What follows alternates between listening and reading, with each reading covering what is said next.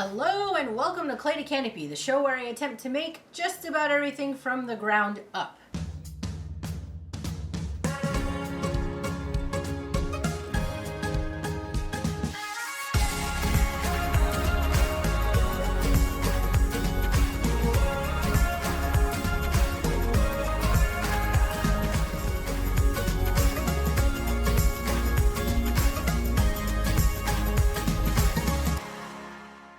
Today I'm going to be showing you how to make your own ceramic tools. We're going to be covering tools that are made out of soda cans, repurposing some of your existing ceramic tools, and then some soldering using brass and a little bit of harder materials and such. This video is part of a series that I am putting together for a ceramics class I'll be teaching in the near future, but the information applies to anybody interested in ceramics or even carving, so hang around and let's get to this. Before we begin making tools, we should take a look at existing tools that you might have just to inspect them and get an idea of how they might be made. This fettling knife, you can see there's a tiny little tack here, and if you were to take this completely apart, you would see that the shaft of this would reach down in here, and this tack is actually holding it in place. There's more than likely a little hole inside the metal piece of this so that when this tack gets placed, it's actually holding this blade in position so it can't go anywhere. And then a little bit of glue keeps this sleeve on. Now, both of these tools are reliant on glue. If you look deep down inside of the throat of this, you can see some epoxy glue down there that's doing the actual holding of the metal pieces that are on there, and this finished sleeve is just on here to make it look pretty so that you're not looking at this raw edge, and also so that it's smooth on your hands if you're working up here. And the same goes with this. It's just a drill hole with a little bit of glue holding those pieces in place. More than likely some kind of epoxy. We're going to be using the 5-minute epoxy for the sake of this video. The other thing to note is handles. So handles are made out of many different types of woods. You can get really fancy looking hardwoods. Most of these hardwoods, they look exotic to us here in the United States, but this is the local wood in the country that these were probably made in. This blonder wood, domestic, and what you would find here in the United States.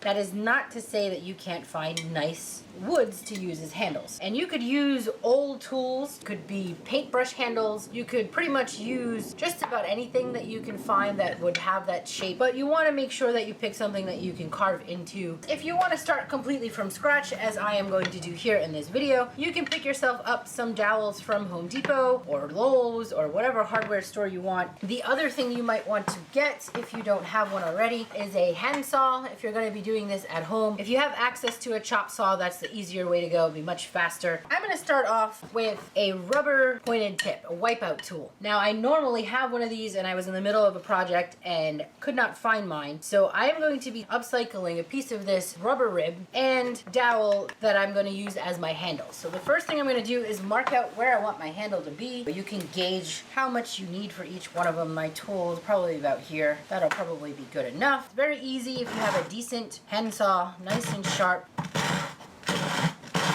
As I cut this, I'm rotating around so I don't get any tear out. And voila. I want to prep this. Now, first off, I have to get rid of this little bit, so I'm going to just take some sandpaper and sand it down. And I'll clean up my edges just a bit. I am going to shave these edges in a moment, but before I go doing all of that, I want to get myself a hole drilled. I am going to be shaving this down so I have a nice tapered bit just like I have here, but beforehand I want to drill my hole first for the piece of rubber that's going to be sitting inside of here so I have some room to glue. I'm going to eyeball the center and give myself a dot. Selecting your dowel thickness is going to be dependent on what kind of bit you're going to be putting in there, like what kind of head you want, and also that's going to be the same with selecting the drill bit head that you're going to be putting in there. For what I want to do, I think this is going to be okay. I'm going to be cutting a piece of this rubber off and then I'm going to shave it down so I end up with a cylinder like thing that will sit inside the bit. So I think I'll get by just fine with this. Now, if you're uncomfortable using a drill just like this, it can be, a little bit risky. You can get a clamp around this. I like using the wood clamps for this type of situation. This is just a block clamp. This tightens in 2 different directions, so as you tighten one way, it adjusts the back, and then The other one will adjust it in the front, and you have to kind of wiggle them both to get it there. So I like this because it can give me a nice solid thing to hold down while I'm drilling. If you don't have one of these, you can use a vise. You put 2 blocks here and clamp, 2 pieces of wood down to hold it and make a little throat. The next thing I'm going to do is to figure out how deep I want to go so I don't end up over drilling this hole. So I'm going to put a little piece of tape on here so I know that I don't drill too deep. I'm just going to take a little piece of blue tape. That should be deep enough to give me some room for some glue and for the base of that piece that's going to go in. I want to do this slowly because if you're drilling into the end of a dowel, you're most likely drilling into end grain. With the way that a dowel is made, the face grain or side grain is all going to be running upwards, and the end of the dowel is always going to be end grain if it was made properly. End grain can be a little tricky to drill into. You want to go nice and slow. Okay, and there's my hole. Not quite centered, but good enough. You could get one of those big oversized pencil sharpeners and use that to taper it, or you could just do it with a pocket knife by hand. This is generally what I do. This is my utility knife, and I'm just going to come in, and I want to make sure that I'm pushing away from my hands. I don't want to ever do this, because if you slip, you could cut yourself. You always want to hold the tip away, and I'm just using the back of my thumb to help push and give myself a little bit more of a taper. Periodically, as you're doing this, you want to check your hole.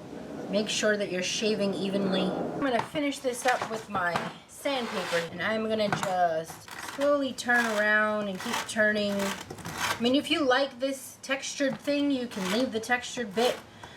Sometimes, people like to see the maker's mark. Those are maker's marks, what they call it. If you have a disc sander available to you, you can use it here. I do have a disc sander, but I'm trying to go through doing this the low-tech way first, and then the next one I make we'll do it the high-tech way. You could do some funky things on the handle if you wanted. Let's make it funky, because why not? First I'm going to shave down the back end. Let's give a little pinch point, right? So you can kind of pinch your tool as you're using it. First, I'm just gonna hold my Sharpie at a point and rotate. Second point to stop. Third coming out.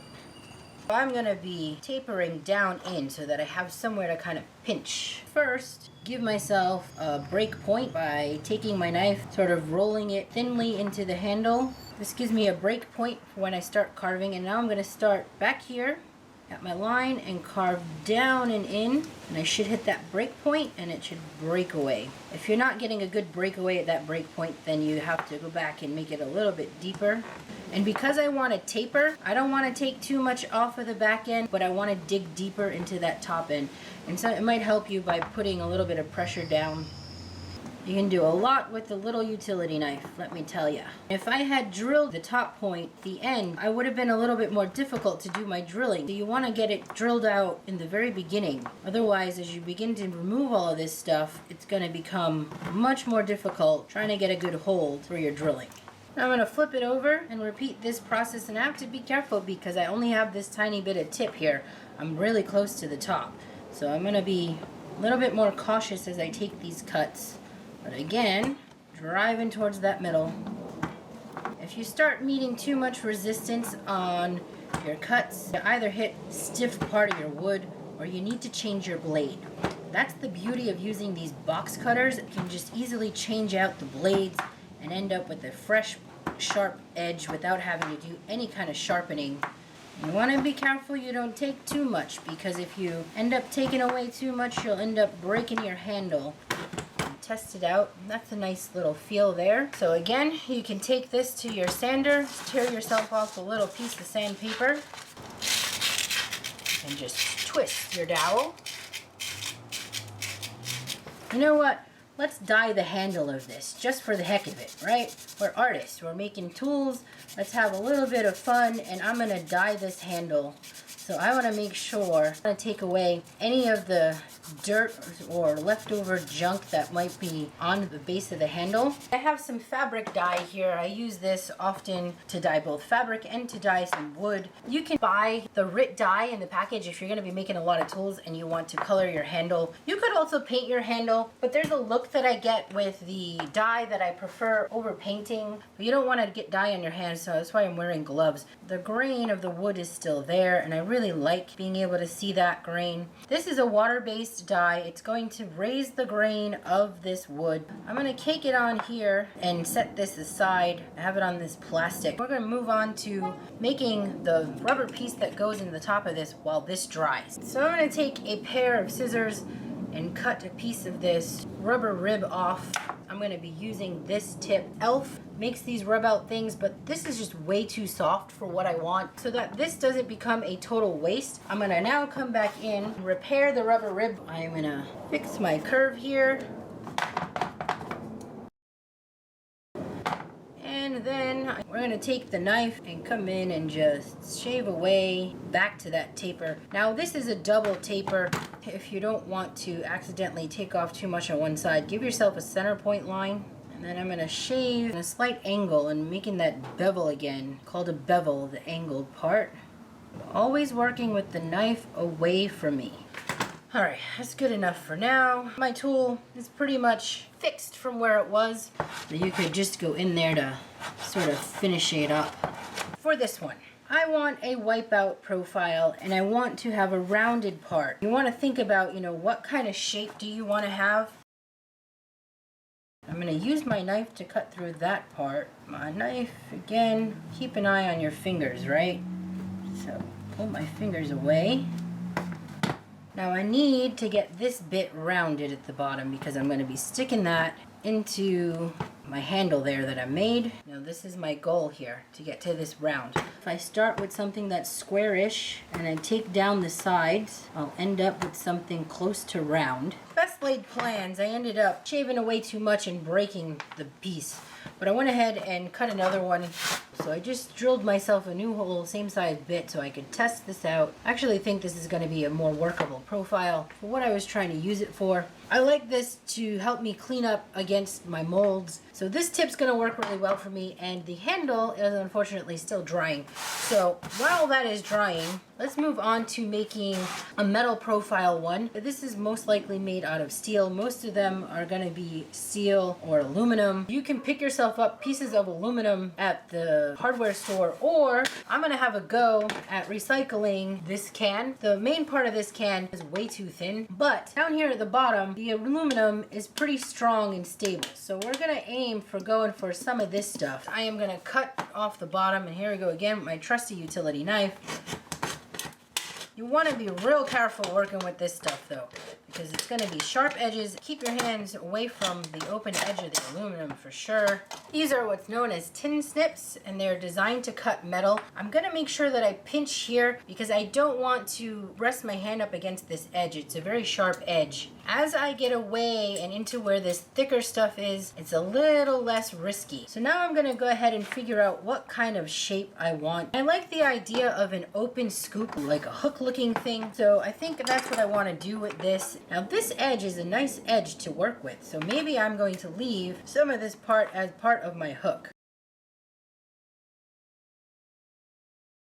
Alright, there's a start. Now I made a bunch of nasty looking, what could possibly be cut areas. So I'm going to get rid of that. This is what's known as a jeweler's hammer. I'm just going to use that to hammer my piece down. Sort of loop scoop profile here that I can bend into place. It's helpful to have something you can bend this around. We're rebending to the shape we want. I'm going to take a pair of pliers and fold this end over.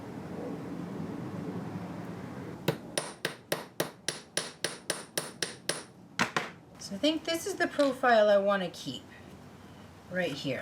And this is not going to be strong enough of a carving tool to do any kind of hogging out like this, but it'll give me a nice profile if I'm dealing with like small removal of things because of the thickness of this. You certainly can go and buy some thicker metal. If you double it up, you have a little bit of a thicker metal to work with, and then you can work it as one solid piece. You can shape this any which way you want to. If you don't have tinsmiths, you could use something like a hacksaw. You can get yourself aluminum flashing from the hardware store. Actually, I'm going to take a look and see if I have some laying around.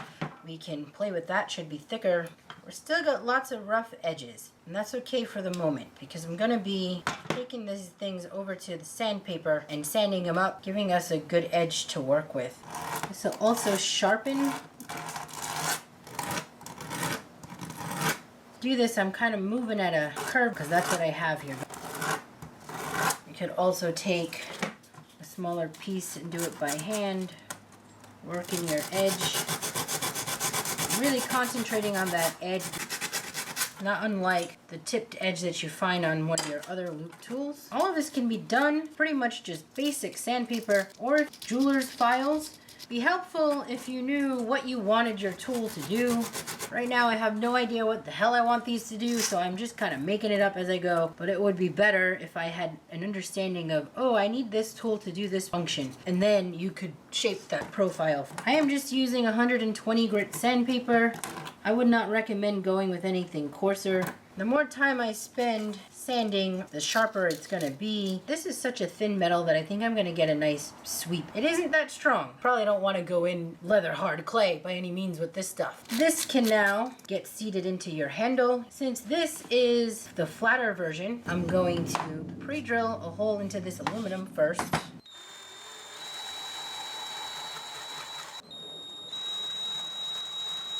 I'm going to draw this up, give myself a parallel line right there because I need to know where I'm cutting. So I should be parallel with that. And now I can take my handsaw, right, put this back in my vise, and give myself a little notch. Remember, we're doing this before we start shaping the handle. For this shaping of this handle, we're going to go over to the power tools since we know what it looks like to do it by hand. This is a good time to remind you never to operate power tools unless you are fully trained, have read the manuals, have been given proper instruction. I'm going to come over to the disc sander and start shaping. Look at how fast that was. We're gonna test that. That would go into there and I would tack, but I will add in some glue before I do that. I'll set this one aside. I also had that one, but you know, pretty much the same principle. You drill a hole and then you get yourself popped into a handle. I found some flashing. I'm gonna have a go with making some sort of head with this. I got this at Home Depot. You can get a whole roll of it. It's not that expensive. It's used in roofing. It has a little bit more give. It's about the thickness of 2 sheets together. Because it's a little thicker, it holds its form better. I really want a like side scoop thing. Kind of what I was doing here. Let's just make another loop and compare the flashing to the soda can.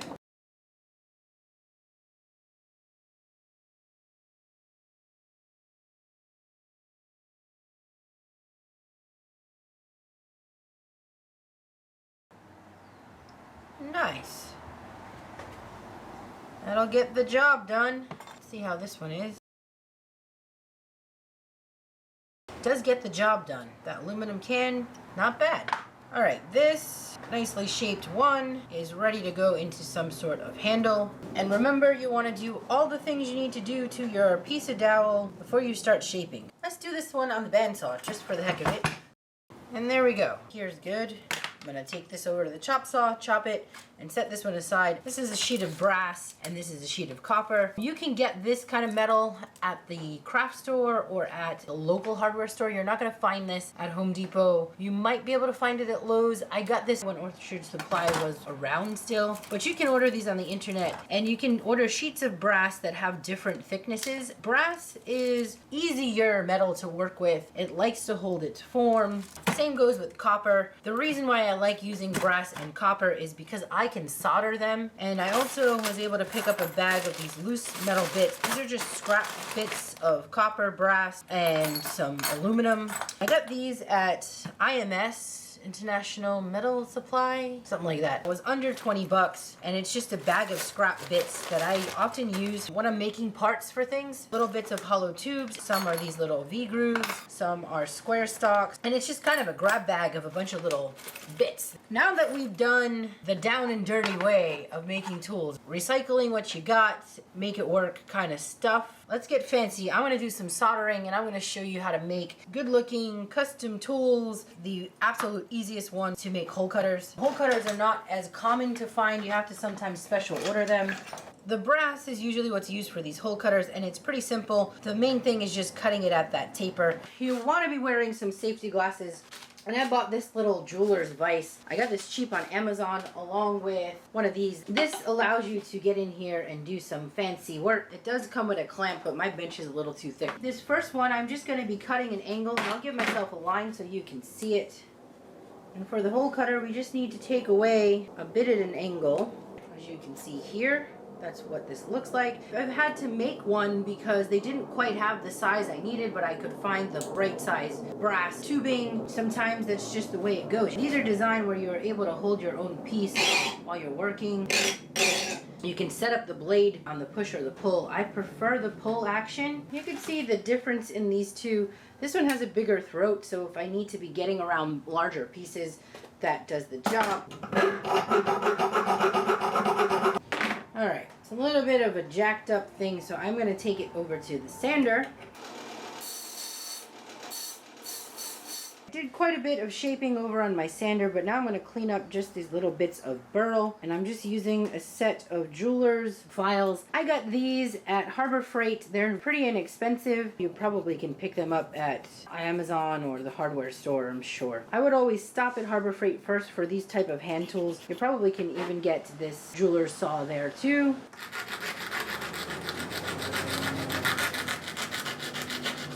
All right, I think that looks pretty good. Not too shabby, nice good point. And we have success.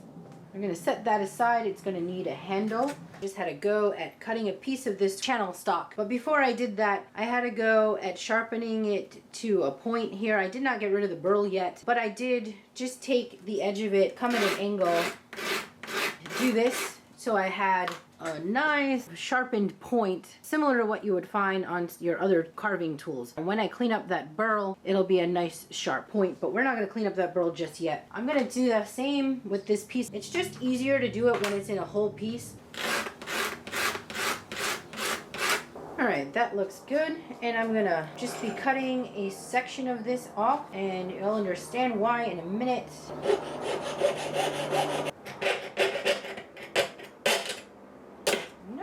Sometimes this happens. That's why you want a big old pack of blades. These are actually 4 metal jeweler's blades that came with the knife. They're kind of cheapy, but the teeth are much finer than something for woodworking. It is so fine I cannot tell which side is which in terms of the pull push. So I'm just gonna install it. In this case, because it's such a fine tooth, not gonna matter which direction I'm cutting in the push or the pull. This slides up and down just to get to your accurate height. I always like to loosen the top so I can give myself a little bit of room to really tighten it up. Give this a slight tug, tighten. I can tighten and adjust up there if I need to. It sounds pretty good actually. Kind of flat.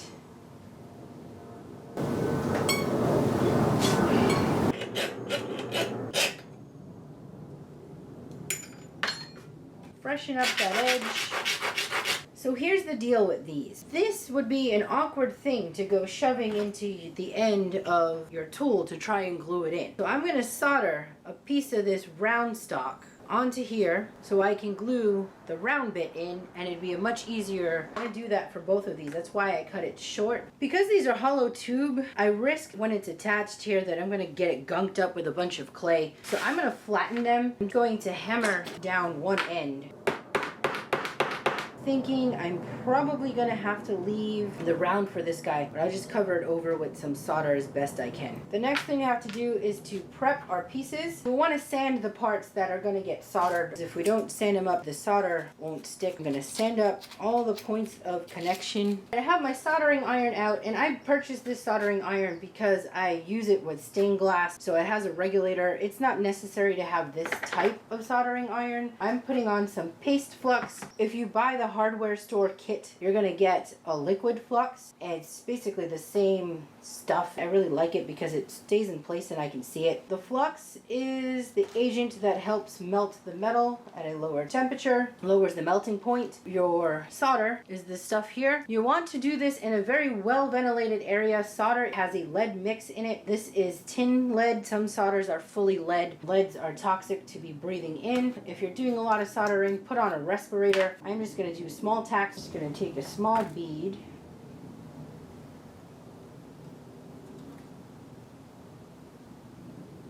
That one. Tacking is pretty quick. You don't need much. Good just to get a little bit on the soldering iron for small jobs like that. You can also sand down the solder.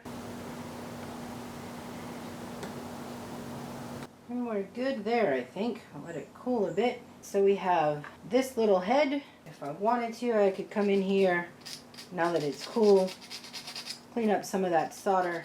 You want to be careful that you don't take away your connection. So that is soldering different profiles. You can go ahead and work that flat sheet of brass or that flat sheet of copper the same way that I worked the aluminum if you wanted to make different profiles. This is metalworking bits and I guess a little bit of rubber working, and I'm going to have another video where I show you how to make wooden tools. Y'all, I went on a run. I wanted better looking handles for the ones that I made out of brass, and while I was there I found in the paint section they're designed for spreading Bondo. It's a 3-pack, and this plastic actually is cut really nicely with a pair of scissors, sanded well. It was only $5 for this pack. One piece goes a long way. You can use it to get some fine tip detailing similar to the rubber. It is time to glue. I'm going to be using 5-minute epoxy. It will probably not be a 5-minute hold.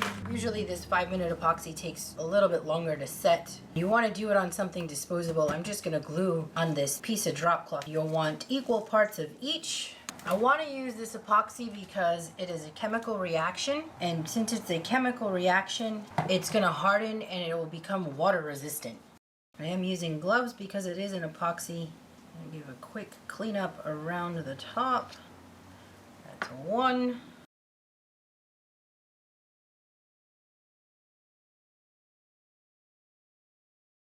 Want to be careful where you get that epoxy because it is not paintable or stainable. So when I go to apply my protective coating, it's not going to cut it for that. This opening had to be a little extra big because I used a drill bit and this is flat. So I'm putting a little extra in there. When I do this, I want to make sure I still do the eyeballing thing and I get in there and get that tack in. Even if I don't hammer it all the way down, I just want to make sure, otherwise if I leave the epoxy to dry and it's not tacked down, I might miss the hole of where it's supposed to be tacked.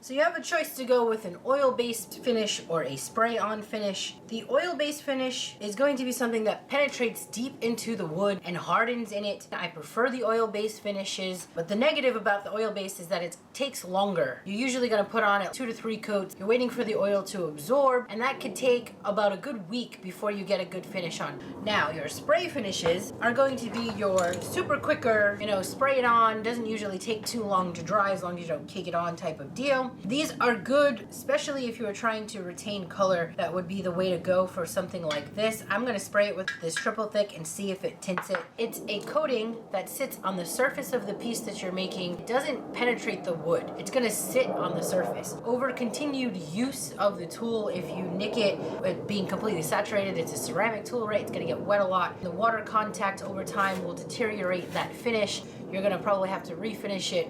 Before you spray finish anything, you probably should tape off the tool heads that you've created. With the oil, it's a little easier. You don't have to worry about that too much. Alright y'all, here they are finished. The ones on the right hand side are the ones with the oil finish. The ones on the left had the spray coatings. All of them could use an extra coat. They could do with a bit of 220 sandpaper, maybe even some steel wool, and another round of coating in my book. But there you have it. I am going to call this video here. This is part 1 of tool making for ceramic use or sculpture use. Stick around for video 2, which will be all wood-based tools. I'm going to do some ribs, some paddles, some carving tools that I hope you enjoyed hanging out with me. Please like, share, and subscribe if you have not done so already, and I hope to see you soon.